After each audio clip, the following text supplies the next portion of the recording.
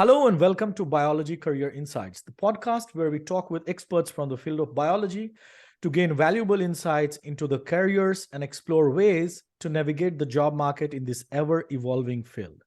I'm your host, Dr. Manish Kumar. Today, we are joined by Dr. Gopalji Gopal. Gopalji Gopal is an accomplished assistant professor at the Department of Biotechnology at Ukhatar Sadia University, India. He has a passion for molecular medicine, teaching, and research. He completed his PhD from the Special Center for Molecular Medicine at Jawaharlal Nehru University in New Delhi. In addition, Dr. Gopalji is a skilled educator and has conducted numerous online courses in recombinant DNA technology and basics of genomics and proteomics for graduate and postgraduate students, research scholars, faculties, and scientists from all over India and beyond. Dr. Gopalji's research is focused on developing plastic degrading enzymes, and he has been awarded research grants and fellowship from the reputable organizations such as the Gujarat State Biotechnology Mission, Department of Science and Technology, and UGC scheme.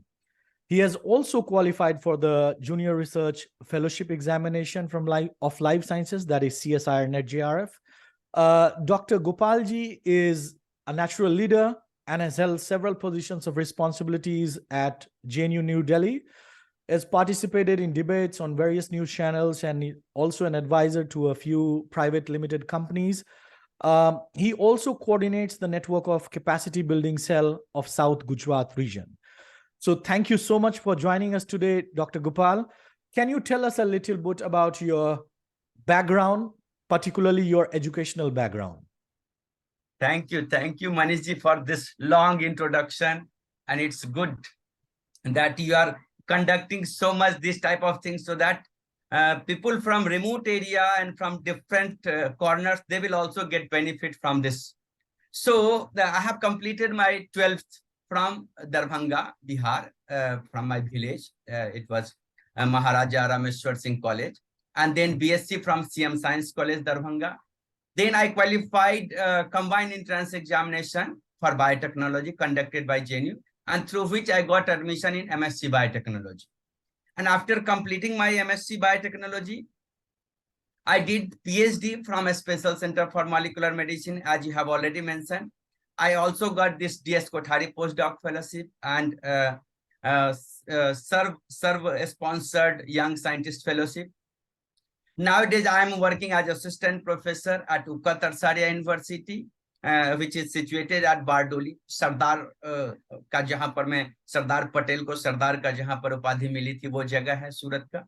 So this is I'm teaching nowadays and doing research. You have already mentioned that. बहुत अच्छा. yes, Gopal ji, हम लोग इसको हिंदी में ज्यादा इसको आगे बढ़ाएंगे क्योंकि मुझे लगता है कि ये ज्यादा उपयोगी होगा भारत के दर्शकों के लिए, क्योंकि आपने अपना पूरा शिक्षा दीक्षा और अपना करियर भी आप भारत में कर रहे हैं. तो आप अपनी शैक्षणिक पृष्ठभूमि के बारे में बताया. क्या आप दर्शकों के लिए बता सकते हैं कि विज्ञान में आपने अपना करियर बनाने के लिए आपको किसने प्रेरित किया और मतलब आपने शुरुआत कैसे की? आपको पता है कि बिहार में हर पेरेंट्स चाहते हैं कि उनके बच्चे या तो डॉक्टर बने या इंजीनियर बने. सो हमने भी बायोलॉजी से लिया 12वीं तक बायोलॉजी से पढ़ा, लेकिन it's not easy to get admission for general class people in medical, है ना. ये बहुत डिफिकल्ट है. और मैं तो हिंदी मीडियम से 12वीं तक किया, एग्जाम के लिए सिर्फ इंग्लिश मीडियम था. उसके बाद मुझे लगा कि ये बहुत टफ है, और मेरा थोड़ा जो है ना, आपको बताऊं कि मैं बहुत इगोइस्टिक टाइप का बच्चे से ही था. तो 12वीं के बाद मुझे लगा कि मेडिकल की कोचिंग वगैरह की सुविधा नहीं मिल रही है, तो मैं चला गया भाग के दिल्ली. और दिल्ली गया, वहां पर मैं एक मेरे चचेरा भाई ग्राइंडर चलाते थे, तो वहां रहा, वहां स्लम्स में रहा. वहां पर मैं आपको बताऊं कि मैंने प्लास्टिक बनने वाली कंपनी में काम किया, मैंने कब्जा बनने वाली कंपनी में काम किया. वहां पर मैं जो है, हम फिर भी उस टाइम में भी हम स्लम्स में बच्चों को पढ़ाते थे, वहां से आते थे जब कंपनी से. तो 1-2 साल के बाद फिर मैं आया, क्योंकि मेरे भाई वहां गए थे, वो बीमार हो गए. वो वहां रहे 1 महीना, बोले चलो अब करते हैं. तो फिर हमने वैसे टीचिंग के लिए भी उस टाइम में 97-98 में टीचिंग का निकला था, तो वहां एग्जाम देने गए थे, लेकिन बिना तैयारी का तो हो नहीं. फिर मैंने रिक्वेस्ट किया पेरेंट्स से, चूंकि मैं भाग गया था घर से, तो उन्होंने कोचिंग के लिए पटना में मुझे किसी तरह एडमिशन दिलवाया। ये लेकिन सब कुछ तो प्लस टू के बाद ही ये था, प्लस टू के जी बाद जी ही जी आप घर से निकल गए? हाँ, बहुत बहुत, जी हाँ। जी जी, +2 के बाद ही चले गए थे। क्योंकि गांव से किए थे, एक्सपेक्टेशन तो पेरेंट्स का बहुत होता है, लेकिन मेडिकल का बिल्कुल तो इतना टफ होता है बिल्कुल एडमिशन बिल्कुल। लेना। तो और मुझे लगा, और मेरा स्वास्थ्य भी लग रहा था कि मैं 5 भाई था तो मेरे ऊपर केयर नहीं हो रहा है, हालांकि सबका मैं ही अपने पांचों भाई में सबसे हाइट में कम हूँ, जबकि मेरा भी अच्छा हाइट 5 फीट 8 इंच है ना। अच्छा। तो मैं इस सब के कारण घर से चला गया था, लेकिन वहां गया तो वहां और भी स्थिति जो है ना, बट मैं वहां रहा, सरवाइव किया। फिर मेरे बड़े भाई गए, बोले चलो चलते हैं वहां पर करना। मैं बोला नहीं, मुझे अब मेडिकल का कोचिंग में एडमिशन दिलवाएंगे तभी मैं जाऊंगा, नहीं तो नहीं जाऊंगा मैं। फिर आया मैं किसी तरह, फिर पटना में मेडिकल का 3,500 रुपये उस टाइम में था, कोचिंग का ब्रिलियंट कोचिंग में लिया। लेकिन इतना आसान नहीं, वहां भी गया तो रोया धोया खूब। ब्रिलियंट कोचिंग मुझे पता है, क्योंकि मैंने भी अपना शुरुआत पटना पटना से ही जी किया है, जी तो जी। मुझे पता है। हाँ, बताइए। तो वो हुआ ही नहीं। फिर उसके बाद सब बोले कि चलो भाई अब बीएससी कर लो। मेरे एक चाचा थे, तो मैं बीएससी सीएम साइंस कॉलेज में लिया एडमिशन, क्योंकि दरभंगा में, ये वापस आप दरभंगा में। पटना से जी, दरभंगा वापस चले गए? हाँ। दरभंगा आ गए। हम्म। तो फिर बीएससी, आप जान ही रहे हैं कि बिहार में बीएससी 5 साल में, लेकिन मुझे मन लगने लगा बीएससी में, क्योंकि मैं देखा कि हमारे साथ वाले सारे प्रोफेसर के बच्चे थे, उन सबसे मेरा परफॉर्मेंस अच्छा था। हम्म। मेडिकल मेरा पास नहीं हुआ, हम्म। लेकिन मेरा परफॉर्मेंस बीएससी में बहुत अच्छा था। सारे टीचर मुझे बहुत मानते थे, तो क्योंकि साइंस में उनकी जो आपकी रुचि, हाँ, हम सब की साइंस में रुचि कुछ न कुछ इंसिडेंसेस की वजह से हुई है, और आपकी इस वजह से हुई कि आपने जब बीएससी की शुरुआत की, तब आप ज्यादा, आप अपना हाँ, परफॉर्मेंस देखा, और फिर हाँ। मुझे लगा कि भाई जो आम के पेड़ पर चढ़ने वाला लोग है, गेहूं काटने वाला, वो जब जा रहा, सीएम साइंस हमारे नॉर्थ बिहार का सबसे अच्छा कॉलेज माना हम्म। जाता था ना। हम्म। तो वहां हम्म। बॉटनी में ही एडमिशन हो पाया, क्योंकि मेरा 12 में 60% ही था, तो बॉटनी में हो गया admission, botany honours. Hmm. But वहां पर मैं देखा कि मैं सबसे अच्छा जवाब दे रहा हूँ, अच्छा परफॉर्म कर रहा हूँ, तो मुझे मन लगने लगा वहां पर मैं। फिर 1 साल के बाद मुझे हॉस्टल भी मिल गया, नहीं तो मैं तो साइकिल से जाता था, 12 किलोमीटर है मेरे गांव से, साइकिल से जाता था। क्योंकि वहां पर मैं स्पोर्ट्स के एक टीचर थे, प्रोफेसर एस एन ठाकुर। तो स्पोर्ट्स में मुझे चेस भी मैं खेलने लगा, है ना, वहाँ पहली साल ही सीखा, और मैं चेस का रिप्रेजेंटेटिव बना कॉलेज का। तो उसके थ्रू मुझे हॉस्टल मिल गया, आइंस्टाइन हॉस्टल। हम्म। और मैं आइंस्टाइन हॉस्टल में रहा 2 साल। लेकिन आप जान ही रहे हैं कि बिहार में तो 5 साल में बीएससी होता है। 98 में एडमिशन लिया, 2002 में जो है ना एग्जाम हुआ। उसके बाद फिर आ गया मैं दिल्ली, फिर से जो 95 में आया था, फिर से दिल्ली आया मैं। वहां फिर से मैं ट्यूशन वगैरह पढ़ाया। मैं सोचा, तो उस टाइम में जब बीएससी में था तो बायोटेक का बहुत न्यूज आता था, क्रेज, ताकि बिल्कुल बायोटेक जो है ना बिल्कुल। रिवॉल्यूशन ला देगा। तो मैं सोचा कि बायोटेक भी करूंगा, तो ऐसे जगह जहां पर मैं बहुत ऑथेंटिक इंस्टीट्यूट हो, ऐसा नहीं कि जो कहीं से कर लूं। तो जेएनयू का नाम था, जवाहरलाल नेहरू यूनिवर्सिटी का, गांव में भी शहर में भी। तो मैं दिल्ली में जब रहा तो ट्यूशन भी पढ़ाता था झुग्गियों में, और हम्म। मैं तैयारी किया। तो 2003 में मेरा जो है ना हम्म। MSc JNU combined entrance exam में हो गया मेरा, अहमदाबाद के लिए, गुजरात तो यूनिवर्सिटी आपने मतलब अहमदाबाद। विशेष तौर पे तैयारी की इसके लिए, या आपने बैचलर्स के दौरान ही तैयारी करना शुरू करा? बैचलर्स के दौरान ही, कोई स्पेशल कोचिंग नहीं, कुछ नहीं। हम्म। 2002 के दिसंबर या नवंबर में मैं दिल्ली आया, हम्म। और मैं ट्यूशन भी पढ़ाता था। ट्यूशन भी वही 300-400 रुपए, चूंकि मेरा मैं तो रहता था झुग्गियों में, तो कहाँ से बड़ा हम्म। से ट्यूशन मिलेगा। बिहारी एक्सेंट भी मेरा था, आपको बताऊं, कोई फर्क मुझे नहीं पड़ता, बहुत अच्छा सबको, हाँ। हम्म। हाँ। तो ट्यूशन, लेकिन उसी टाइम में जून जुलाई में एग्जाम हुआ था उसका, मतलब मई में आई थिंक, है ना। और हम्म। अगस्त में 2003 में मेरा जो है ना एडमिशन हो गया अहमदाबाद में, जिसमें एमएससी किया। तो वहां भी फिर मुझे थोड़ा सा गार्जियन से लेना पड़ा पैसा, लेकिन 800 रुपये का महीना फेलोशिप मिलता था बिल्कुल कंबाइंड बिल्कुल, बायोटेक। मैं भी उसी स्कॉलरशिप पे, मैं कैलीकट गया था, जी मुझे जी जी इसलिए जी अच्छे से जी जी जानकारी है। वो 800 रुपए की महत्व अलग जी अलग जी। बात था। हाँ, सही बात है, हाँ। हम्म। तो वो एमएससी किया, लेकिन वहां भी बहुत अच्छी सुविधाएं, क्योंकि परमानेंट फैकल्टी नहीं थे। तो हमारे तो एक फ्रेंड थे जो जैपनैप खाने लगे थे। जैपनैप होता है फ्रस्ट्रेशन का, क्योंकि सब लोग मेडिकल में जो पास नहीं हुए थे वो बायोटेक ऑप्ट किए थे। हम 6 लोग थे, 6 डिफरेंट डिफरेंट स्टेट के थे, और 6 का 6 बहुत एक्सपेक्टेशन से आया था। लेकिन उतना वहां पर में नहीं हुआ। लेकिन फिर भी आपको उसमें भी एक कहानी बताऊं, क्यों कहानी बताऊंगा तो पूरा दिन लगेगा, है ना। हाँ हाँ। ऐसा है तो वहां भी सारे फ्रेंड्स चले गए दिवाली की छुट्टियों में। दिवाली या होली था मुझे याद नहीं है। हॉस्टल में सिर्फ कुत्ते थे और हम थे, है ना। है ना, आपको बताऊं बिल्कुल रात को भौंकता था, लेकिन और सब बोलते थे कि वहां एक सुसाइड किया है बच्चा, वहां नहीं रहना। लेकिन मैं हॉस्टल में अकेले था। आपको 7 दिन की जो छुट्टी होती है बिल्कुल। दूसरे हाँ। साल जो दिवाली की हुई थी, हम नहीं गए वहां। हमने तैयारी किया, लेकिन संजोग से देखिए ईश्वर की कृपा रही कि फिर से जेएनयू में मेरा जो है ना एडमिशन, वहां पर मैं एंट्रेंस एग्जाम के थ्रू, जेएनयू में मेरा लाइफ साइंस में भी एग्जाम में हुआ था और हम्म। मॉलिक्यूलर मेडिसिन में भी मेरा एंट्रेंस एग्जाम में हुआ। हम्म। इंडियन इंस्टीट्यूट ऑफ साइंस का भी 3 डिपार्टमेंट का रिटेन एग्जाम और फर्स्ट इंटरव्यू सेकंड इंटरव्यू में निकाला था। सेकंड इंटरव्यू के बाद भी वो लॉन्ग लिस्ट रखते हैं, हम्म। लेकिन जेएनयू में हो गया। और जेएनयू में इंटरव्यू के बाद जो फाइनल लिस्ट बनता है, तो मुझे बाद में पता चला कि हमारा फर्स्ट रैंक था ऑल इंडिया, है ना। बहुत अच्छी बात है। तो तो जी, ये मतलब आपने जब आपने मास्टर्स किया तो मास्टर्स के बाद आपने सीएसआईआर एग्जाम लिखा होगा और उसके सीएसआईआर बाद। एग्जाम हाँ। भी लिखा जी। हाँ। और उसके बाद सीएसआईआर एग्जाम भी लिखा और फिर जी। उस ये पीएचडी की एंट्रेंस की बात आप कर रहे हैं, पीएचडी की एंट्रेंस की जी बात। जी जी जी हाँ। जी। हाँ। हाँ। सो पीएस जून जून से पहले एक एग्जाम सीएसआईआर का दिया था, उसमें नहीं हुआ था मेरा, दिसंबर में। हम्म। मतलब जो एमएससी पास होने से पहले जो देते हैं ना, उसमें नहीं हुआ था। बाद में मैं जून में जो दिया 2003 में, 2005 में, तो उसमें मेरा हो गया जेआरएफ, है ना। हम्म। तो मैं जेएनयू एंट्रेंस के थ्रू लिया, जेआरएफ के थ्रू नहीं। जेएनयू एंट्रेंस के थ्रू मैं एडमिशन लिया, फिर मेरा जेआरएफ भी हो गया। अच्छा अच्छा, बिल्कुल सही। सीएसआर जेआरएफ जी। हम्म।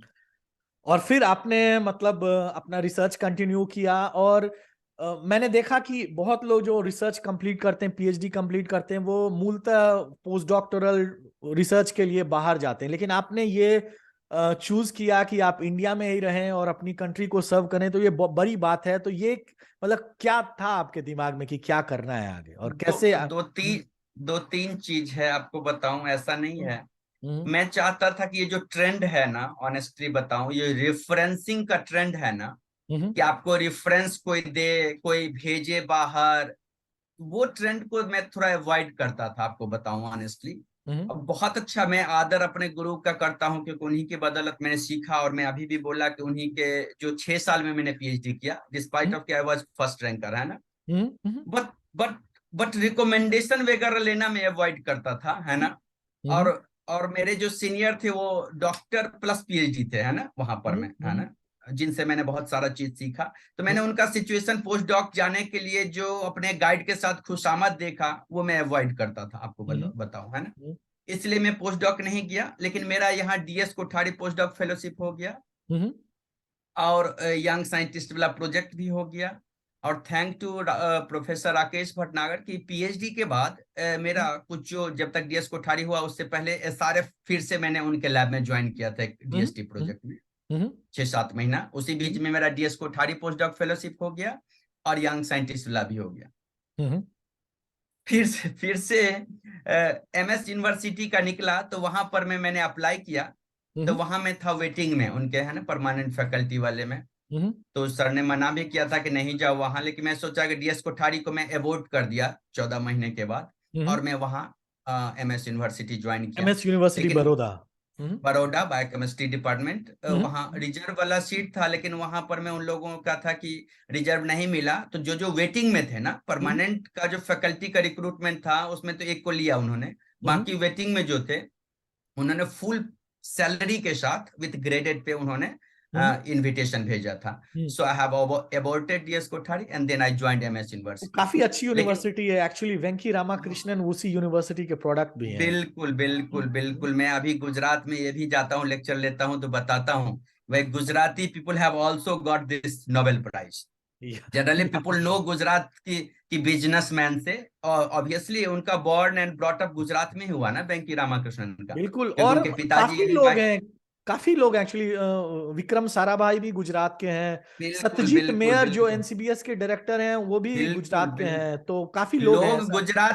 लोग गुजरात को सिर्फ बिजनेसमैन से, नहीं बिजनेस नहीं, ऐसा नहीं उससे है। जानते हैं, लेकिन साइंटिस्ट भी, मैं जाता हूँ लेक्चर लेते हैं तो बताता हूँ बहुत कम लोगों को पता है कि वेंकी रामाकृष्णन गुजरात में बॉर्न एंड ब्रॉट अप हुए, भले उनका लीनियज साउथ गुजरात का है, मतलब साउथ इंडिया का है, बट उनका सारा परवरिश यही हुआ है, एमएस यूनिवर्सिटी में पढ़ाई लिखाई, चूंकि उनकी माँ और पिताजी दोनों ही एचओडी रहे बायोकेमिस्ट्री डिपार्टमेंट के, बिल्कुल है ना। बिल्कुल बिल्कुल सही। जी, नहीं, मैंने उनके काफी लोग पिताजी हैं से मेरी मिला बात भी हूँ से जिनको मैं सर। मतलब बाहर भी मिला हूं, जो कि साइंस के लिए रुचि होना जरूरी है। क्या लगता है आपको उनके इसमें? हाँ। उनके पिताजी से भी मैं मिला हूँ, है ना। हम्म हम्म। वेंकट रामाकृष्णन सर के पिताजी से भी मैं मिला हूँ ना, सीवी रामाकृष्णन से, हाँ, वो तो भी फिर जिंदा ये ही हैं। आप एमएस बड़ौदा में आपने ज्वाइन किया और उसके बाद उका फिर दो तारसा। साल के बाद हम्म फिर 2 साल के बाद हुआ कि वो स्कीम जो है ना, क्योंकि यहाँ क्या है कि टीचिंग असिस्टेंट का स्कीम है, जहां पर में वो 25,000 30,000 देते हैं, तो बोला कि ये स्कीम जो आपका फुल पे वाला है, तो टीचिंग असिस्टेंट से तो दुगुना मिल रहा है आपको, है ना, हम्म तिगुना मिल रहा है। तो वो स्कीम उन्होंने, उनका सिंडिकेट वगैरह जो है ना वो बंद किया, जबकि हर डिपार्टमेंट में 30-40 लोग थे हमारे टाइप के हम्म जो वेटिंग में थे, एंड यूनिवर्सिटी ने उनको फुल ग्रेडेड पे में बुलाया था ना, as hmm assistant professor, not teaching assistant, है ना। दो टाइप के हम्म होते हैं यहाँ, टीचिंग असिस्टेंट पोस्ट होता है और एक असिस्टेंट प्रोफेसर टेम्पोररी पोजीशन। हम्म। तो वो स्कीम उन्होंने खत्म कर दिया, तो फिर मेरा यंग साइंटिस्ट वाला जो प्रोजेक्ट था उसका फेलोशिप 1-2 महीने लिया, और फिर मैं यहाँ उक्का तरसारिया आ गया। अच्छा। उक्का तरसारिया जब मैं आया तो मुझे ऑब्जर्व हुआ कि ह्यूमन रिसोर्स तो बहुत है ग्रेजुएशन पोस्ट ग्रेजुएशन में, लेकिन क्वालिटी जो है ना, आपको बताऊं, अब बीएससी का बच्चा कभी कभी जो है ना, उसमें 10% बच्चा बीएससी लिखने में कंफ्यूज हो जा रहा है, डीएनए का फुल फॉर्म लिखने में कंफ्यूज हो जा रहा है, आप समझ रहे हो। तो हम्म। मुझे लगा कि how can we improve this human resource, बिल्कुल। डिग्री होल्डर से नहीं चलेगा, ज्यादा से ज्यादा। और मैं इंजॉय करने लगा टीचिंग, हम्म ऑब्वियसली मुझे प्रोजेक्ट भी है, बट हम्म टीचिंग में लगा कि हम्म। अगर इस ह्यूमन रिसोर्स को हम इम्प्रूव कर पाए तो ये ज्यादा कंट्रीब्यूशन होगा कुछ पेपर पब्लिश करने से, बिल्कुल या बिल्कुल बिल्कुल। और हमने अच्छे इसलिए यूटीचर्स की आवश्यकता हमेशा रही है, हमें सर, हमेशा रही है। Millions millions of teacher required for country like us, कि आप देखिए यूरोप और अमेरिका दोनों का कंबाइंड पॉपुलेशन जितना है, उससे ज्यादा हमारा इंडिया का बिल्कुल पॉपुलेशन है। बिल्कुल बिल्कुल बिल्कुल। जी, तो तो गोपाल यही जी, है क्या जर्नी। बिल्कुल नहीं, जी, मैं बिल्कुल, तो क्या आप अपनी वर्तमान भूमिका का वर्णन कर सकते हैं और आपकी प्राथमिक जिम्मेदारियां अभी क्या है, मतलब उका नहीं नहीं, तरसादिया? हाँ। जनरली जो असिस्टेंट प्रोफेसर की जिम्मेदारियां होती है, टीचिंग, हम्म 16 से 18 घंटा टीचिंग होता है, हम्म और फिर जो है प्रैक्टिकल वगैरह लेना है, हम्म काउंसलिंग करना है, एग्जाम लेना है, ये सारे टीचिंग जो है हम करते हैं। उसके अलावा आपको बताया ही कि इसके अलावा जैसे मैं बहुत सारे डिफरेंट डिफरेंट यूनिवर्सिटीज में लेक्चर लेने के लिए जाता हूँ, तो मेरी यूनिवर्सिटी मुझे फ्रीडम देती है। जनरली हम्म प्राइवेट यूनिवर्सिटी में ये फ्रीडम नहीं मिलता है, but I hmm enjoy that freedom. I take lecture in different institutions. I conduct, generally conference में नहीं ऑर्गेनाइज करता हूँ, मुझे रिक्वेस्ट भी किया जाता है।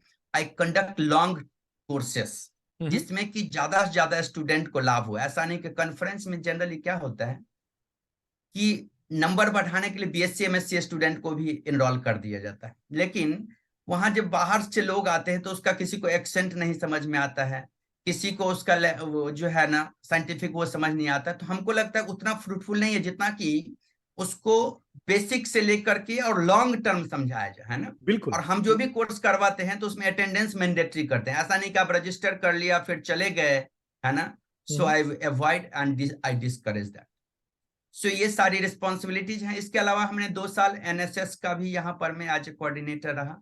हम्म यहाँ पर मैं एंटरप्रेन्योरशिप सेल का भी मेंबर हूँ, है ना। यहाँ या बाकी जो एक्टिविटी जैसे यूथ फेस्ट वगैरह होती है तो उसमें भी मैं पार्टिसिपेट कर, so I I I take part in all the activities of universities, बहुत है ना। अच्छा।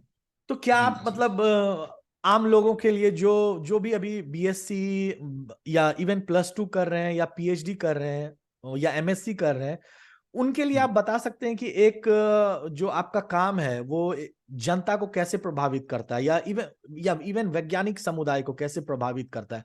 क्योंकि आपने बोला आप कितने लोगों को टीचिंग, अब आप अपने शब्दों में बताइए। हम्म हम कम से कम 1,000 स्टूडेंट को हर साल टीच करते हैं, बिल्कुल। 1,000 स्टूडेंट।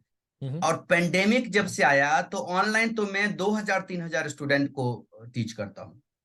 बहुत अच्छी बात। हाँ। BSc MSc PhD, even faculties, हमारे जो ऑनलाइन कोर्सेस है रिकॉम्बिनेंट डीएनए टेक्नोलॉजी का या जीनोमिक्स प्रोटियोमिक्स का, उसमें हम कोई लिमिट नहीं रखते। Even principals of different colleges, HODs from different institutions, they attend.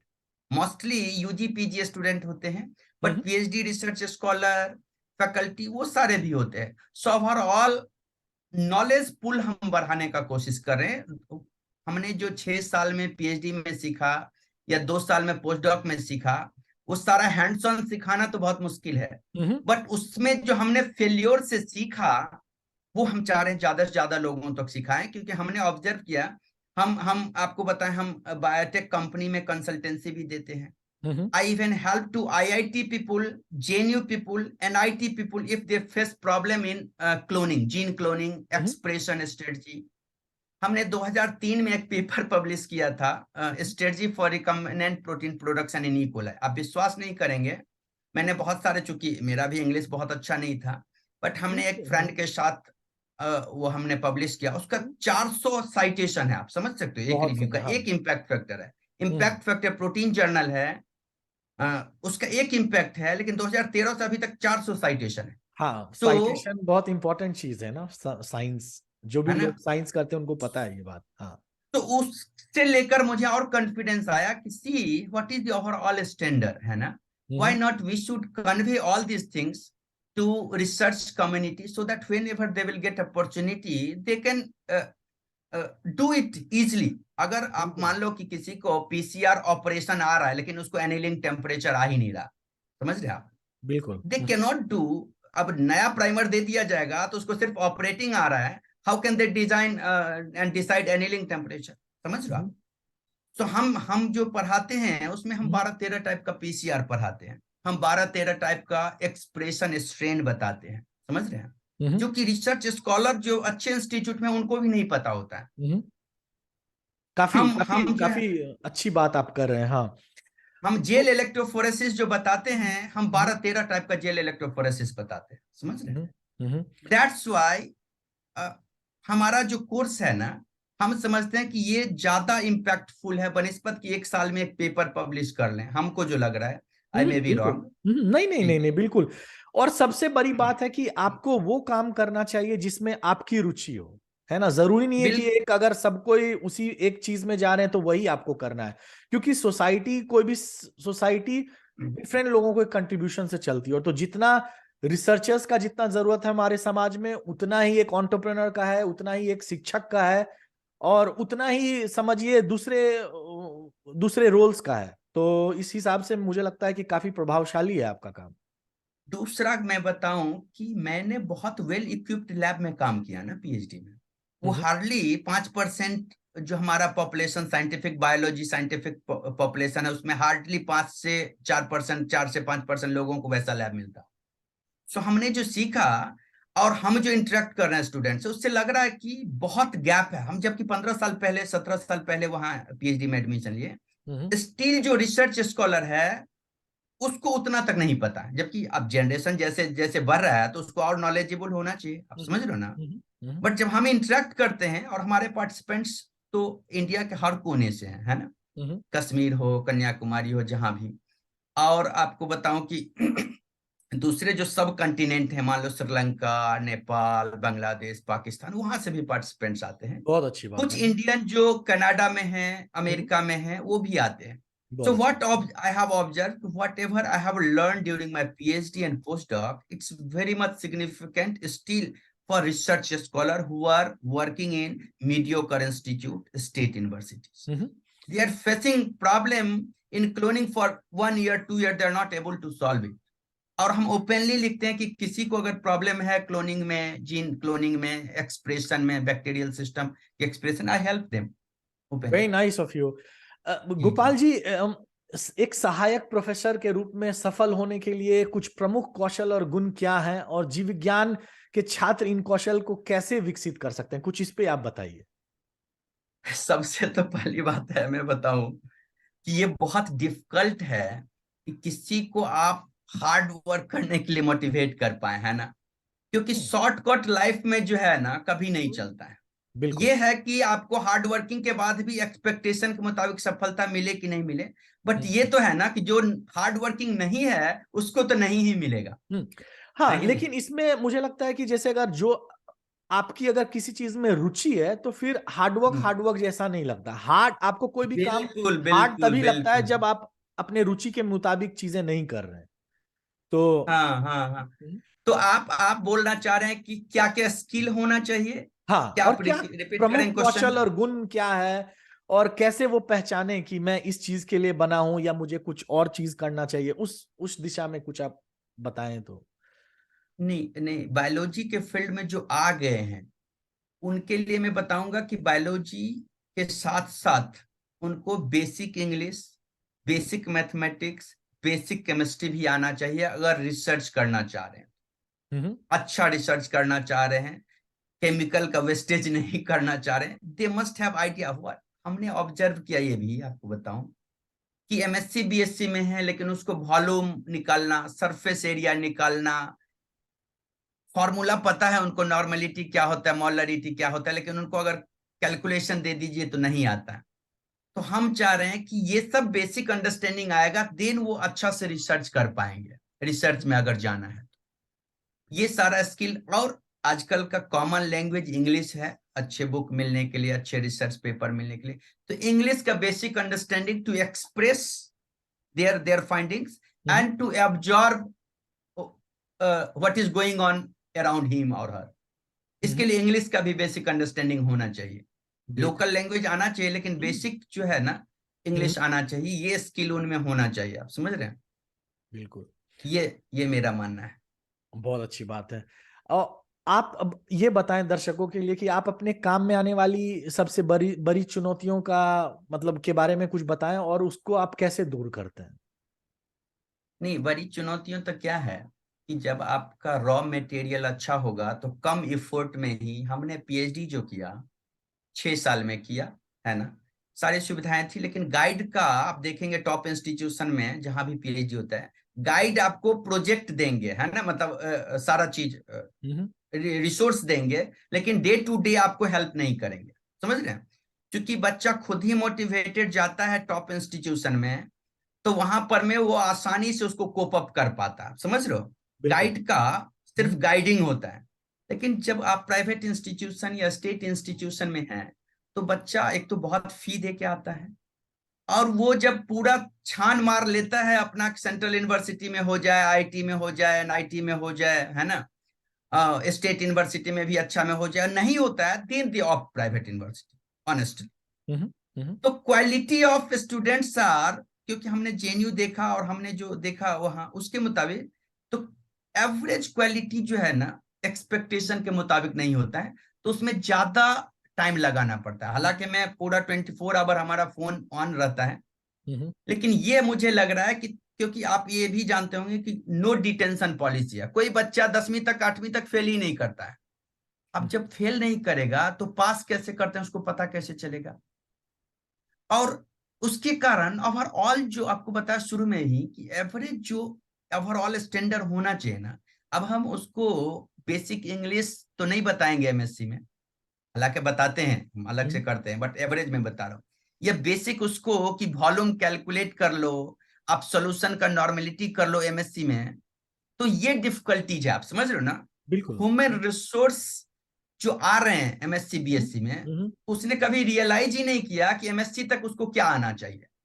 समझ रहे हैं? हम्म, हम पूछते हैं कि भाई, जैसे हम बताएं कि हम जब बच्चा को हम इंट्रोडक्शन देते हैं तो पूछता है सर आप इतना कैसे पढ़ लिए, हम तो बीएससी में ही थक जा रहे हैं। या बोलते हैं कि उसके पीछे बहुत सारा फेल्योर है, नवोदय विद्यालय का दिया नहीं पास हुआ, एनटीएससी का एग्जाम का तैयारी किया नहीं पास हुआ। यहाँ बात, बच्चा जो है बहुत कम है जो इस सब टाइप का कंपटीशन दिया हो। समझ रहे हो हम्म, आप? जिसके कारण उसको ग्रूम करने में बहुत डिफिकल्टी जाती है। हम्म, जो हमारा एक्सपेक्टेशन है कि उसको अब एमएससी लेवल में रिसर्च का बताएंगे, लेकिन हम्म, वहां उसको 12वीं 13वीं का, 12वीं क्लास का बताना पड़ता है, 11वीं क्लास का चीज बताना पड़ता है। आप समझ रहे हो ना? बिल्कुल बिल्कुल। ये डिफिकल्टीज आ रही है कि हम्म, बच्चा आया, एडमिशन लिया, और कंपटीशन तो जनरली होता नहीं एडमिशन में, यहाँ हम्म, प्राइवेट इंस्टीट्यूशन में या हम्म, स्टेट यूनिवर्सिटीज हम्म, में जनरली। बिल्कुल। सो तो उतना फोकस्ड नहीं आता है। कुछ बच्चे हैं बहुत अच्छे जो मन लगता है, जिसको पढ़ाने में अच्छी बात भी है, हम्म, बट उसका प्रोपोर्शन बहुत कम होता है। हम्म, समझ रहे हैं? That is main difficulties. बिल्कुल। तो रॉ एक तो मटेरियल अच्छा मैं समझ रहेगा तो गया। बिल्कुल बिल्कुल। एक तो चुनौती है बच्चों के, मतलब जो बच्चों का जो क्वालिटी है वो उतना अच्छा नहीं, और इसके लिए भी कहीं ना और कहीं हमारी दूसरा शिक्षा व्यवस्था ही जिम्मेदार है कि उनकी बिल्कुल, क्वालिटी ऐसे नहीं हो पाई। तो एक तो ये दूसरा क्वालिटी, हाँ। दूसरा दूसरा ये भी है कि नहीं है तो नहीं है, लेकिन अगर वो हार्ड वर्किंग हो यहाँ आके, समझ रहे हो ना, हम्म कि चलो भाई अब जो आए हम 2 साल रहेंगे वो पूरा फुल टाइम देंगे, हम्म वो भी ट्रेंड थोड़ा सा, हम आए हैं तो थोड़ा सा आपको बताएं कि मैं क्रैश कोर्स करवाता हूँ for hmm preparation of IIT JAM combined entrance exam, that is sponsored by GSBTM, है ना, Gujarat hmm state biotechnology mission. लेकिन उसमें भी, क्योंकि उसमें 10 घंटा पढ़ाते हैं, समझ लो, हम्म हम्म तो उसमें मान लो सेलेक्ट करते हैं या अप्रोच करते हैं 1000 बच्चे को, तो उसमें से 100 बच्चे, 50 बच्चे ही तैयार होते हैं। उसमें कोई क्राइटेरिया नहीं भाई 10 घंटा आपको पढ़ना पड़ेगा, समझ रहे हो, हम्म वो तैयार नहीं होते हैं। एवरीथिंग इज फ्री, खाना पीना रहना सब फ्री है, फिर हम्म। भी आपको 1000 में से 100 बच्चे तैयार होना मुश्किल होता है, क्योंकि उनको लग रहा है 10 घंटा पढ़ाएंगे सर, समझ रहे हो, पर डे। और अच्छा, ये मतलब तो मैं बिल्कुल सहमत हूं, लेकिन मैं और दूसरी चुनौतियों के बारे में समझना चाह रहा था कि जैसे फैसिलिटीज क्या है भारत में, या मतलब क्यों क्यों ऐसा है कि बहुत सारे लोग जो रिसर्च में हैं या जो हमारे फील्ड में हैं, वो टीचर बनना नहीं चाहते हैं। उसके वजह क्या, क्या मतलब एक आम क्या क्या वो वजह सैलरी है, क्या वो वजह इंफ्रास्ट्रक्चर है, क्या वो वजह सरकारी जॉब का अभाव है? मतलब इस तरह से अगर कुछ बता सकते हैं, क्योंकि नहीं बहुत नहीं, कम लोगों और को मैं, हाँ। हाँ, बोलिए बोलिए बोलिए, आप क्वेश्चन कंप्लीट नहीं, करिए। क्योंकि मैं देखता हूं कि बहुत कम लोग हैं जो ठहरते हैं भारत में पीएचडी के बाद और टीचर बनना चाहते हैं। पहली बात तो यह है कि हम्म जब पोस्ट डॉक में लोग जाते हैं हम्म तो वहां पर उनको प्रोजेक्ट सोचा हुआ मिलता है अपने गाइड का, है ना, हम्म टेक्निकल काम करते हैं। हम्म और यहाँ आते हैं तो वहां तो प्लाज्मिड आइसोलेशन किट मिल जा रहा है, जेल बना हुआ मिल जा रहा है, आप समझ रहे हो। हम्म और यहाँ आते हैं तो उनको तो सारा चीज मैनुअली करना पड़ता है। तो ये जो इनक्यूबेशन पीरियड है उसमें जो रह गया सो रह गया, जो चला गया सो चला गया, समझ रहे हो ना। हम्म बहुत सोफिस्टिकेटेड लैब से जो लोग आएंगे अमेरिका यूरोप से, उनको कम फैसिलिटी वाला में मैनुअल वर्क करने में, अडेप्ट होने में टाइम लगता है।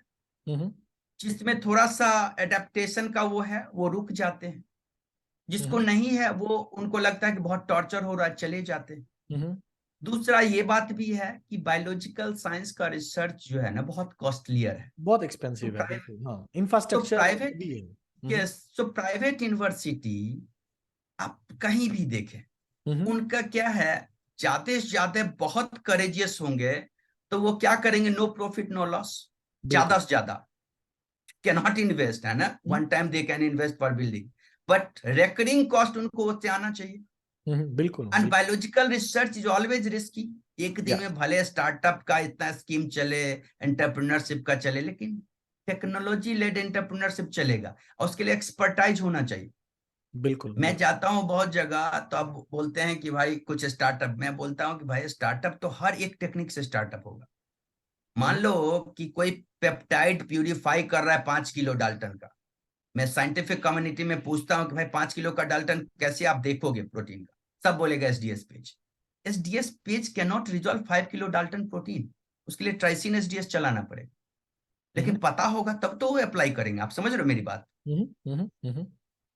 मतलब हमारा कहना है कि बायोलॉजिकल साइंस में या साइंटिफिक में स्टार्टअप हो या कुछ भी हो, बहुत हाई स्किल्ड चाहिए। हम्म मैं पूछता हूँ ज्यादातर आप देखेंगे पीएचडी स्कॉलर, क्योंकि भाई डीएनए हमारे पास मिक्सचर है जिसमें 10 base pair, 20 base pair, 30 base pair का है, उसको आपको बैंड दिखाना है, तो बोलेगा अग्रोथ जेल चलाएंगे। Agarose gel can not resolve this smaller size DNA. Hmm I mean to say that high technical things required है। हम्म और प्राइवेट यूनिवर्सिटी में चाहते हैं कि तुरंत में रिजल्ट मिले। यहाँ तो पूरा हार्वर्ड स्टैनफोर्ड लगा हुआ है इतना दिन से, उसको एक दो टेक्नोलॉजी मिल पाता है, उसका दो चार जो है पेटेंट मिलना, वो भी कंफ्यूजन है।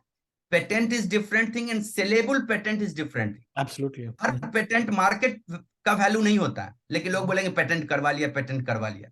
बिल्कुल बिल्कुल। अगला प्रश्न गोपाल जी आपसे ये है कि जो भी बच्चे भारत में अपना करियर बनाना चाहते हैं जीव विज्ञान में और वहीं अनुसंधान करना चाहते हैं, उनके लिए आपका क्या सलाह होगा? सबसे पहली बात तो मैं बच्चे को बताना चाहूंगा कि क्या लक्षण होने चाहिए स्टूडेंट, किसी भी स्ट्रीम का हो।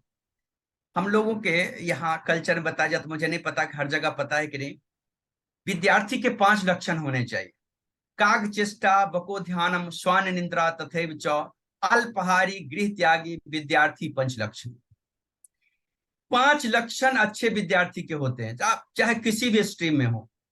कौवे जैसा चेष्टा, बगुले जैसा ध्यान, कुत्ते जैसा नींद, कम खाना और आपको नींद कम आना, है ना। गृह त्यागी होना, घर से आपका सिकनेस नहीं होना, चाहे राम हो कृष्ण हो, जो राजा महाराजा से सब घर से दूर रह के पढ़ाई की। ये लक्षण नहीं है, इसकी अभाव हुई है। होम सिकनेस ज्यादा है लोगों में, खासकर जो हमने देखा यहाँ। तो वो लक्षण इम्बाइब करने के लिए मैं बोलूंगा। दूसरा कि बोला जाता है, मुझे पूरा श्लोक याद नहीं है, सुखार्थिना त्यजेत विद्या विद्यार्थिना त्यजेत सुखम, सुखार्थिना कुतो विद्या विद्यार्थिना कुतो सुखम। जब आप शिक्षा की इच्छा रखते हैं तो सुख त्याग दीजिए, विद्या की इच्छा रखते हैं तो सुख त्याग दीजिए, सुख की इच्छा रखते हैं तो विद्या त्याग दीजिए। अब स्टूडेंट को देखना है कि क्या लग्जरियस लाइफ नहीं है।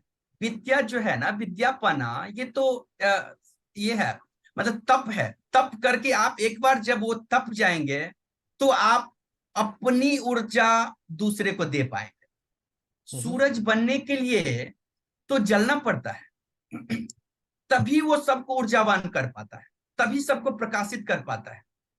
राष्ट्र या राज्य तभी समृद्धशाली होगा जब उसका सिटीजन जो है हार्ड वर्किंग होगा, नॉलेजेबल होगा। और खासकर आजकल के युग में जो राज्य, जो राष्ट्र जहां पर सबसे ज्यादा साइंस एंड टेक्नोलॉजी होता है, वही समृद्धशाली और शक्तिशाली हो। तो शिखर पर स्थान रिक्त होता है, सिर्फ डिग्री लेने से नहीं काम चलेगा। आपको अगर एबव एवरेज है तो अपॉर्चुनिटी ही अपॉर्चुनिटी है। और मैं जनरली बोलता हूं अपने लेक्चर में कि सूरज ना सही दीपक तो बन ही सकते हैं आप। सूरज बनने की चेष्टा करेंगे, तप करेंगे, हो सकता है पूरी दुनिया को आप उजाला ना कर पाए, पूरे विश्व को ऊर्जा ना दे पाए, लेकिन आसपास को तो आप उजाला दे ही सकते हैं, ऊर्जा दे ही सकते हैं। लेकिन आपको सूरज बनने का चेष्टा करना पड़ेगा। अपॉर्चुनिटी की जहां तक बात है, तो बताइए कि क्या एलेक्जेंडर फ्लेमिंग से कम ब्रेन वाला आज का लोग है, या वो मार्स से आए हुए थे, या अभी जो रिकॉम्बिनेंट डीएनए टेक्नोलॉजी का बॉयर ने किया उनसे अभी का जो जनरेशन है उसका ब्रेन छोटा है, या वो मार्स से आए थे, या इन विट्रो टेक्नोलॉजी जो दिया। मींस हमें मोटिवेटेड रहना है। एक व्यक्ति, एक पेनिसिलिन ने 200 मिलियन लोगों का जान बचाया वर्ल्ड वार में। एक आज भी बचा रहा है, सेरेंडिपिटी था, आज भी बचा रहा है। आज भी बचा रहा है। एक सेरेंडिपिटी, अकस्मात था, लेकिन ट्रेंड बेरेंट था, इसीलिए वो किया, है ना। इसी तरह इनविट्रो फर्टिलाइजेशन के एक डाटा है कि जिसमें बोला गया है कि 8 million successful test tube baby हुए हैं 2017 तक। मतलब 80 लाख निसंतान फैमिली को संतान दिया। आप समझ सकते हो, बहुत बड़ी बात है। हाँ, अभी अभी आप वैक्सीन का केस देखिए, कॉन्सेप्ट दिया एक व्यक्ति ने, जेनर ने, अभी करोड़ों लोगों का जान कोविड ने बचाया। बिल्कुल कौन है लोग, कौन है? अपॉर्चुनिटी जानने के लिए we must realise the potential of science, then बिल्कुल। You can pursue towards that. Hmm. एक एक वैक्सीन ने करोड़ों लोगों का जान बचा दिया। मैं बोलता हूं अपने बच्चे को कि भले आप करोड़पति के बच्चे हो, अरबपति के हो, लाख लोगों का जान बचा सकते हो, नहीं बचा सकते, लेकिन एक डॉक्टर, मींस एक scientist, not doctor, scientist can save millions of people. Absolutely. हमारी जनसंख्या 35 करोड़ थी स्वतंत्रता के टाइम में, तो हम इंपोर्ट करते थे गेहूं दूसरे जगह से। एक सिंपल सा ग्रेन रिवॉल्यूशन आया, हाइब्रिड वेराइटी, हम अभी एक्सपोर्ट कर रहे हैं दूसरे देश में, और पॉपुलेशन 3 गुना हो गया। That is power of science, absolutely, we बहुत हैव अच्छा। To realise. हम्म। लेकिन मान लो उतना नहीं भी बने, उतना नहीं भी हो पाया, हम अलेक्जेंडर फ्लेमिंग नहीं भी बन पाए, हम बॉयर नहीं भी बन पाए, मेंडल नहीं भी बन पाए, तो भी आप सोचो लाखों लाख अच्छे टीचर की जरूरत है, क्योंकि हमारा 140 करोड़ जनसंख्या है। बिल्कुल। लाखों लाख अच्छे ऑथर्स की जरूरत है, क्योंकि हमारे पास अच्छे बुक ही नहीं है। इंग्लिश लैंग्वेज और अब तो रीजनल लैंग्वेज में भी लाखों लाख अच्छे ऑथर्स की जरूरत है। कौन बनेगा? बायोलॉजी का बुक थोड़े सीए लिख देगा, थोड़े दूसरा। So they need that expert people. लाखों लाख एंटरप्रेन्योर की जरूरत है, जो कि 140 करोड़ जनसंख्या और पूरे विश्व की समस्या को सॉल्व कर पाए। They can give some product, है ना, दे कैन फुलफिल दैट। बिल्कुल बिल्कुल। इतना डिजीज, इतना वैक्सीन, अब सिर्फ एक पेंडेमिक आया, एक दिन का स्किल था आरटीपीसीआर सीखना, एक दिन का स्किल है ना, उस 5,000 लोगों को जॉब तो सिर्फ उससे मिल गई, एक टेक्निक से। समझ रहे आप कितनी रिक्वायरमेंट है? लेकिन आपको परसू करना पड़ेगा, है ना। बिल्कुल ह्यूज ह्यूज स्कार्सिटी है स्किल्ड लोगों की, अभी भी उतना लोग नहीं है जितना चाहिए, लेकिन हार्ड वर्किंग होना पड़ेगा। सिर्फ 9 to 5 वाले जॉब से काम नहीं चलेगा। मैं पूरी जनता, अपने लोगों को बताना चाहूंगा कि आप, साइंस बहुत अच्छा स्ट्रीम है, उसमें आए हैं, बायोलॉजी में आए हैं, सिर्फ जॉब के लिए नहीं आइए। You must give something to society from where you have taken. Absolutely for absolutely. पूरा पूरे पूरे समाज को, पूरे राष्ट्र को आप में वो क्षमता है कि आप दे सकते हैं। आपका कोई ड्रग, आपका कोई प्रोडक्ट पूरे मानवता के लिए कर सकता है, लेकिन उसके लिए आपको मेहनत करना पड़ेगा, सूरज की तरह जलना पड़ेगा, तब आप कर पाएंगे। ये बिल्कुल बहुत जरूरी है। बहुत अच्छी बात आपने बोली गोपाल जी। तो आपसे बात करके मुझे ये लगा कि भारत में भी बायोटेक्नोलॉजी या जैव प्रौद्योगिकी का भविष्य काफी अच्छा है अभी। तो ये आप इसके बारे में, फ्यूचर के बारे में क्या बोलना चाहेंगे? मतलब लाइफ साइंसेस का भारत में आप क्या फ्यूचर है? आपको बताऊं, आपको जैसे जैसे इकोनॉमी बढ़ता है, सिर्फ एक एग्जांपल देता हूं। पहले डायग्नोसिस जो होता था माइक्रोस्कोपिक होता था या कलोरीमेट्रिक होता था, है ना। अब होता है मॉलिक्यूलर डायग्नोसिस। एब्सोल्युटली। तो जब ये इकोनॉमी बढ़ेगा, पीपुल विल ऑप्ट। अभी कोरोना ही आया तो कोई नहीं जाके वो कलोरीमेट्रिक एनालिसिस करके कोरोना का करता था, आप समझ रहे हैं, मॉलिक्यूलर डायग्नोसिस। अब सोचिए कि मेरे पास अभी डाटा नहीं है, हजारों मिलियन डॉलर का मार्केट सिर्फ मॉलिक्यूलर डायग्नोसिस का है। बिल्कुल बिल्कुल बिल्कुल। हजारों करोड़ का सिर्फ मोनोक्लोनल एंटीबॉडी का मार्केट है, हजारों करोड़ का। आप अभी सबसे हम बताते हैं बच्चे को कि एक तो जानना होगा कि कोई भी लाइफ साइंस सब्जेक्ट हो, चाहे एग्रीकल्चर हो या मेडिकल हो, zoology, botany, biochemistry, biotech, molecular biology और रिकॉम्बिनेंट डीएनए टेक्नोलॉजी है ना, वो कॉमन है सब, क्योंकि डीएनए आरएनए प्रोटीन कॉमन है। सो अगर जो यूजी पीजी वाला है वो ज्यादा फोकस उस पर रखे, ताकि वो एक स्ट्रीम से दूसरे स्ट्रीम में जा सकता है, वहां का भी अपॉर्चुनिटी उसके लिए ओपन हो। बिल्कुल। और जैसा कि अभी इतना विकास हो रहा है ओमिक्स के फील्ड में, खास करके जीनोमिक्स हो गया, मेटाबोलोमिक्स हो गया, हाँ प्रोटियोमिक्स हो हाँ गया, तो हाँ।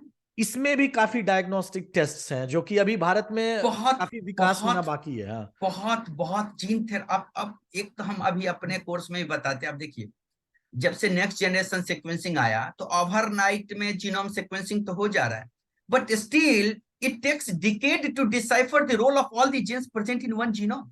Of human course. Genome project human genome project 2003 में खत्म हुआ, still we are not knowing role of all the 25,000 gene present. उसके लिए कौन करेगा? रिसर्चर चाहिए, समझ रहे, बिल्कुल। देन वो कर पाएगा। और अभी जीन से इसी तरह, इसीलिए जीनोमिक्स से अभी फोकस शिफ्ट हुआ प्रोटियोमिक्स पे, क्योंकि प्रोटीन यस, तो एक मेन प्रोडक्ट है, और फिर अभी लोग मेटाबोलोमिक्स कर रहे हैं। तो ये बिल्कुल। बहुत सारा क्या अपॉर्चुनिटी है। क्या है कि जीनोमिक्स का स्टडी, हाई थ्रूपुट स्टडी आसान है। हम्म। मान लीजिए डीएनए माइक्रो एरे, कल भी मैं पढ़ा रहा था। डीएनए माइक्रो एरे में आप सिंथेटिक डीएनए डाल के प्रोब कर सकते हैं, but protein micro array you have to design antibody, and you can not synthesise antibody. Design करना बहुत मुश्किल है, हजारों प्रोटीन का, आप समझ रहे हो। डीएनए का प्रोब बनाना आसान है, बट एक्चुअल फंक्शनल मॉलिक्यूल तो प्रोटीन है। आप एक्सप्रेशन लेवल जब देखेंगे, और post transcriptional modification, post transcriptional regulation के कारण अगर आप डीएनए माइक्रोएरे से जीन का एक्सप्रेशन देख भी लिया, that will not in toto, it will reflect in protein level. That's absolutely. Why proteomics is required. बहुत अच्छा। बहुत अच्छा गोपाल जी। आप मतलब अब फाइनली बिकॉज समय की सीमा है, अंत में कुछ आप बिल्कुल। ऐसे संसाधन या संगठन के बारे में बच्चों को जानकारी दे दें जिससे वो पढ़ाई में अपना मन भी लगा सकें और करियर मार्गदर्शन में भी उनको एक समर्थन या सहयोग मिल जाए। कुछ ऐसे रिसोर्सेज के बारे में अगर बता सकते हैं। जैसे मैं बताऊं, आपका भी वो चैनल देखते रहे, क्योंकि अभी तो आपने एक दो लोगों का इंटरव्यू लिया, आप मुझे लग रहा है कि अभी अभी बहुत तो मैंने बस इंथुसियास्टिक शुरुआत है। किया है, बट मैं ये करते यस, रहूंगा। इसीलिए आपको आपको तो सबसे तहे दिल से धन्यवाद देना चाहेंगे, और बच्चे से बोलेंगे कि वो आपका चैनल फॉलो करे, ग्रेजुअली आएगा। दूसरा कि बहुत सारे फंडिंग एजेंसी हैं जो पीएचडी कर रहे हैं, उनके लिए जो रिसर्च कर रहे हैं। Indian council for medical research की वेबसाइट है, डिपार्टमेंट ऑफ बायोटेक्नोलॉजी की वेबसाइट है, science and engineering research board की वेबसाइट है। इस सब को वॉच करते रहें, जिससे उनको स्कीम के बारे में पता चलेगा। बहुत मोटिवेशन बहुत का तो इंपॉर्टेंट कोई जानकारी, बिल्कुल बिल्कुल बिल्कुल। बहुत कोई शॉर्टकट मोटिवेशन का नहीं है, लेकिन जो आ गए हैं इस फील्ड में वो अपॉर्चुनिटी ले सकते हैं उससे। कंपटीशन अगर देना है, मान लो जिनको, क्योंकि प्रीमियर इंस्टीट्यूट में जाना है, तो उनके लिए है कि प्रीवियस ईयर्स का क्वेश्चन जरूर देखें, उससे उनको अंदाजा अपने आप का भी चलेगा और क्वेश्चन का स्टैंडर्ड भी पता चलेगा। Then they can pursue and then they can appear in the exam. ये जरूरी है, प्रीवियस ईयर क्वेश्चन देखें। और ये जो जिस टाइप का बायोटेक ढाबा है या बायो साइंस ग्रुप है, अगर वो ऑनलाइन से भी हैं तो वो देखते रहें वो। और पर्सनली आप अगर उनको मेरा लिंक्डइन प्रोफाइल शेयर कर दें या मेरा phone number, I will be happy to help them, क्योंकि बिल्कुल, मैं सारा कॉमन। लिंक, बल्कि मैं सोच रहा हूं कि जो आपने गवर्नमेंट वेबसाइट्स की लिंक के बारे में चर्चा की, जी आपका जी जी जी, प्रोफाइल, आपका कांटेक्ट, सब कुछ मैं डिस्क्रिप्शन में डाल दूंगा, ताकि उनको बिल्कुल बिल्कुल एक हिचक भी होती है, लोगों को संकोच होता है बिल्कुल किसी से कांटेक्ट करने में, बिल्कुल तो वो बिल्कुल एक आराम से हमें लिख सकते हैं, आपसे डायरेक्ट कांटेक्ट कर सकते हैं। तो बिल्कुल इस हिसाब से उनको संकोच नहीं, क्योंकि मुझे लगता है, मैं एक चीज बोलना चाहूंगा कि आप इंटरेक्शंस करने से मत घबराएं, क्योंकि इंटरेक्शन से आप बहुत कुछ सीखोगे, स्पेशली जिन लोगों ने ऑलरेडी उस फील्ड में अपना करियर बनाया है। तो उनसे आप इंटरेक्शन करो तो आपको काफी जानकारी मिलेगी, और आप संकोच मत करो। हो सकता है 10 में 8 ने नहीं रिप्लाई नहीं किया, लेकिन कोई बात नहीं, 2 तो रिप्लाई और करेंगे। और गांव वाला लड़का का जो हार्ड वर्किंग है, उसमें तो बहुत पोटेंशियल होता है। एक बार वो फोकस हो जाए, उसको गाइडेंस मिल जाए, मेरे जैसा लोग, वो जेएनयू का टॉपर हो गया, मुझे भी आश्चर्य लगा। मैं सोच रहा था जेएनयू में जाऊंगा कैसे, वो टॉपर हो गया। तो मुझे लग रहा है हर बच्चा थोड़ा तैयारी करे 6 महीना, बिल्कुल। They can definitely qualify all. मैं नेट जेआरएफ कर गया पढ़ाई छोड़ने के बाद, 12वीं के बाद तो मेरा 0 हो गया था। बिल्कुल मैं बिल्कुल कोचिंग भी गया तो कोचिंग में रोया धोया, लेकिन उसके बावजूद मैं क्वालिफाई किया net JRF, Indian institute of science वाला। तो मुझे लग रहा है कि हर बच्चा कर सकता है, उसमें जज्बा थोड़ा होना चाहिए, थोड़ा सा डेडिकेशन, शॉर्टकट में कुछ नहीं होता है। And I will definitely help them personally also. बिल्कुल, बहुत अच्छा। So thank you so much, Gopal ji, for sharing your insights with us today. It's been pleasure talking to you. Thank you. Technology जो है ना, वो बहुत अच्छा। आप अमेरिका में बैठे हुए भी, अमेरिका में है ना आप अभी? नहीं, मैं जर्मनी में हूँ। मैं जर्मनी में बैठे हुए आप सोच रहे हैं हिंदी वाले लोगों के लिए भी, इंडियन लोगों के लिए, तो ये भी अरे, बहुत ही अच्छा है। मैं तो हूँ वहीं से ना, मैं तो बिहार के, मैं भी एक छोटे गांव से आता हूँ, तो मुझे पता है बिल्कुल। कि वहां के लोगों यस में यस किस चीज का अभाव है, और सब यस। चीज सेम है, बस उनको एक अलग प्लेटफॉर्म मिलता है, तो उनका डायरेक्शन, करियर, यस। हाँ, कहाँ से कहाँ बिल्कुल पहुंच जाता बिल्कुल। है। 6 महीना तैयारी करने से हमको जो लग रहा है, कोई भी एग्जाम क्वालिफाई कर लेंगे। 6 महीना डेडिकेटेड तैयारी करे तो आई कैन एश्योर देम, 6 महीना 10 आवर्स, मतलब 600 घंटा हो जाता है। आप समझ रहे हैं ना, मतलब 600 से भी ज्यादा, 1500 घंटा हो जाता है ना। बिल्कुल। जी। तो इसी पॉजिटिविटी के नोट पे मैं बोलना चाहूंगा, thank you for tuning to biology career insights. Don't forget to ला, subscribe to our podcast to get the latest episodes delivered straight to your device. See you next time. Bye, Gopal ji. Thank Bye bye. Thank you thank Bye.